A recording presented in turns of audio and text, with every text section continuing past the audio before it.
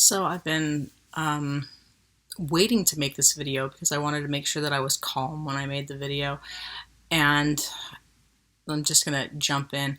I enrolled my 7-year-old in a Brazilian Jiu Jitsu class. And I very specifically chose Jiu Jitsu because it was a non-lethal martial art. I studied Kempo, Shaolin Kempo, and class would be like peace over power. And then this is how you collapse your opponent's trachea, and this is how you hit the side of their temple so that you don't break any of the bones in your hand. And there's a reason other martial arts don't practice as much as Brazilian Jiu-Jitsu or Jiu-Jitsu in general, and that's because they study lethal forms. But this is the GracieBJJ.com. What I really loved was just kind of the ethics that was being taught that I saw online. And it says, the problem is the creation of a jiu-jitsu style for competition with rules and inadequate bout times, which favor the more trained, stronger, and heavier practitioners. The goal of jiu-jitsu is mainly to benefit the weaker. These are the reasons for which I can't, with my presence, promote events which result in a anti-jiu-jitsu. I love that ethics. I love them talking about walking away from confrontation whenever possible. And this is the only exposure I had had to jiu-jitsu when I walked into the studio. I don't have an issue with jiu-jitsu as a practice. I don't have an issue with it as a sport. I do have an issue with the lack of ethics that I saw at the studio that I took my children to. What I mean by ethics is that when I studied martial arts, it was very clear that a more trained practitioner did not beat the snot out of someone who was not trained. And I remember very specifically being in a sparring match against a male competitor, was just in class, and the instructor was standing right next to that young man. And when we were done sparring, he allowed that young man to go up against another competitor. And I saw how well that young man really fought. And I understood why the instructor was standing right next to him, because he was enforcing that standard of ethics. Going into Brazilian Jiu-Jitsu, I never heard that.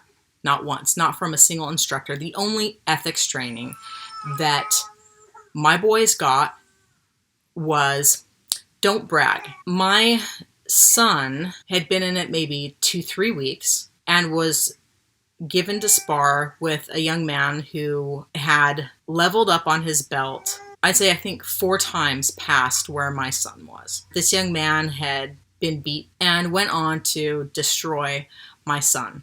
Basically, I got beat, I'm frustrated, now I'm going to beat the snot out of you. And my son came out with a bloody lip and a black eye. The solution that I heard from one of the owners was to ask the more experienced sparring partner to teach you something. It's a great way of handling it, but at the same extent, that wouldn't be an issue if they were teaching ethics. I appreciate that more inexperienced sparring partners learn a lot when they go against someone who has more skill. But at the same extent, you have to be reasonable in making sure that the more experienced partner is not going to seriously damage the younger partner. No control in the class whatsoever. On another occasion, they said, look, when you're practicing this technique, your partner is going to push you, but don't push hard. Don't go crazy. And when the kids were actually practicing it, my younger son went and really just shoved the child that he was practicing with. And I was the one who had to go over to my son and say, listen, do you remember what the instructor said? Because there was nothing being enforced by any of the instructors. All the kids were gathered into the center of the mat, and the instructor said, ignore your parents, okay? It's just us up here. It's me and you. Ignore your parents.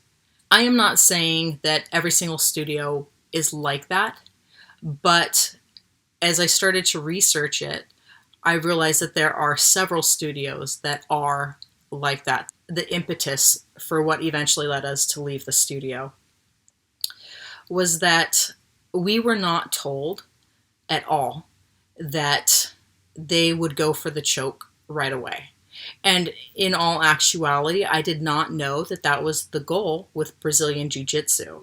My son afterward was reading this kid's book. Oh, Jiu Jitsu is so great. He had so much fun. Well, the first time a child jumped on my son's back and had him face down and got him in a chokehold, it was horrifying. My son felt like he was going to die. And it doesn't matter that it's in a practice. It doesn't matter that it's in a controlled environment. There was absolutely no warning that this was coming. So this experience for him was extremely emotionally damaging. I mean, I was emotionally traumatized, mostly because there was no warning given that this is what was going to happen. And it continued to happen. The goal is to get the other partner into a chokehold, and then you make them pass out.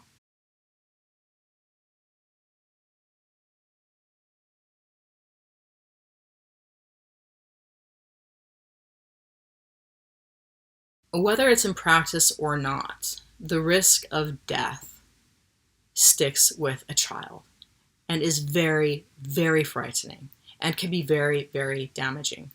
Months after we had left that studio, my son finally got to the point where he was able to voice some of the fear and some of the trauma that he was still harboring. And he said, "Mom, I don't feel safe anywhere." When I was looking at the website, it touted this form of martial arts as anti-bullying. But all I saw in the studio was the exact opposite. I saw older students getting frustrated and taking it out on inexperienced students. When you get bullied, a lot of times you have these kids, "Oh, well, I was bullied before I became a bully." Yeah, and my son was choked before he decided to go around trying to choke his younger sister and other children. So without the ethics behind it, without the warning, without any type of preparation, it was a very damaging and ridiculous situation.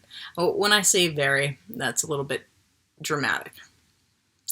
It has taken months and months for me to reverse the damage that was done to my son emotionally. And I know that there are still things I need to do. And it's a lot less frequent now, but I still have siblings coming up to me saying, "Yeah, my brother just tried to choke me." I'm just giving you a heads up. Before you put your child into a studio, take your time. Like, really, really take your time. Happy hunting.